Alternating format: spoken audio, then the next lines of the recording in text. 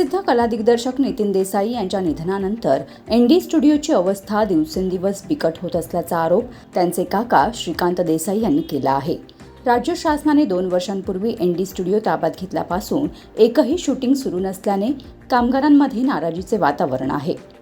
दादांच्या निधनानंतर स्टुडिओ NCLTमध्ये असताना देखील आम्ही 1.25 वर्ष स्टुडिओ चालवला. त्या काळात 4 ते 5 शूटिंग झाल्या. कामगारांचा पगार वेळेवर दिला आणि सर्व करही भरले. मात्र शासनाने ताबा घेतल्यापासून स्टुडिओ पूर्णपणे बंद असल्यासारखी परिस्थिती आहे, अशी खंत श्रीकांत देसाई यांनी व्यक्त केली. माझं नाव श्रीकांत गणपत देसाई. मी नितीन दादांचा काका आहे, सख्खे काका. तर आम्ही हा जी जागा घेतली तेव्हापासून मी त्यांच्याबरोबर आहे.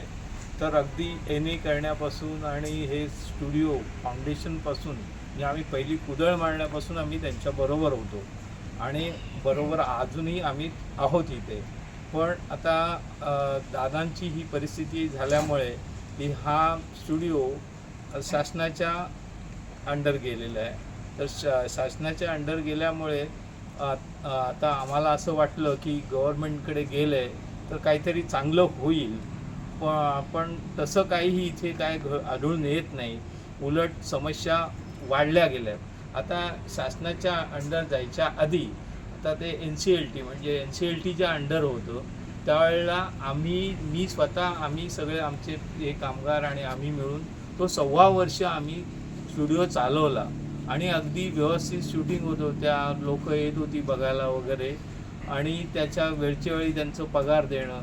आता पगार वाढवणं तर शक्य नव्हतं, पण त्यावेळेला जे काय होतं ते पगार देणं, वेळच्या वेळ पगार देणं, इलेक्ट्रिसिटीची बिलं भरणं, पाण्याची बिलं भरणं, हे सगळं आम्ही व्यवस्थित करत होतो आणि आम्ही त्यावेळेला आमच्या शूटिंग पण यायच्या. आता शासनाने घेतल्यानंतर शूटिंग पण नाही आहेत. काही इथे शूटिंग पूर्वी कसं 15-20 इन्क्वायरी आल्या तर त्याच्यातले 5-10 तरी शूटिंग व्हायच्या, पण आता एकही शूटिंग होत नाही इथे. त्याला आता कारणीभूत काय आहे, त्याचं कारण काय आहे ते आम्हाला पण कळत नाही. आणि एवढे वर्षे हे लोक इथे कामं करतात, त्यांचे जे जुने पगार आहेत. आता हे लोक का दादांना रिस्पेक्टफुली म्हणजे दादांवरती ही परिस्थिती आली, कसली जी आर्थिक संकट आलं त्यांच्यावर ते आलं होतं, त्यावेळेला ते पण म्हणाले आता काका आपलं आता व्यवस्थित होईल, मी सगळ्यांचं व्यवस्थित करेन. पण काय आपण नियतीपुढे आपण काय बोलू शकत नाही. पण ते ह्या लोकांनी त्यावेळेला पण दादांना एवढा सपोर्ट केला आहे की ह्या पगारात राहूनसुद्धा समाधानाने त्यांच्याबरोबर खांदा लावून काम केलं आहे. आणि आता गव्हर्नमेंट आलं आहे, तर गव्हर्नमेंट आल्यामुळे काय त्यांना ही जागा तर गव्हर्नमेंट त्यांनी लिहून ठेवलं होतं की कोणाच्या बिल्डरच्या वगैरे खिशात जाऊ नये, म्हणून ही जागा शासनाने घ्यावी हा स्टुडिओ आणि व्यवस्थित रन करावं. तर शासनाने घेतला, नो डाऊट शासनाने घेतला, उलट चांगलं आहे. पण जी काही चालवण्याची हा स्टुडिओ चालवण्याची जी हे आहे काय प्रथा आहे, जी काही सिस्टीम आहे त्यांची, ती बरोबर नाही आहे. आता तुम्ही जो जुना वर्कर आहे त्याला तुम्ही 300 रुपये आणि 350 रुपये देऊन पूर्वीपासूनच्या पगारातच ठेवताय. त्यांच्या भविष्याचा तुम्ही काय विचार करत नाही. आज महागाई याला पोचली आहे. त्या 300 रुपयात त्या माणसांनी काय काम करावं? 300 रुपये म्हणजे 9,000 रुपये फक्त महिन्याचे होतात. त्याच्यात त्यांनी काय करावं? तर आम्हाला वाटलं शासन आल्यामुळे त्याच्यामुळे काहीतरी सुधारणा होईल. त्यांचं उलटच होतं आहे. काय ह्याला कसं काढायचं, त्याला कसं काढायचं, हेच त्यांचे धंदे सुरू झाले आल्या. आणि लोकांना त्यांनी काय पगार वाढवलेत, बाकीच्या लोकांची भरती पण केली. त्यावेळेला तुम्हाला टेंडर कुठे गेले? त्यावेळेला टेंडर लागत नाही.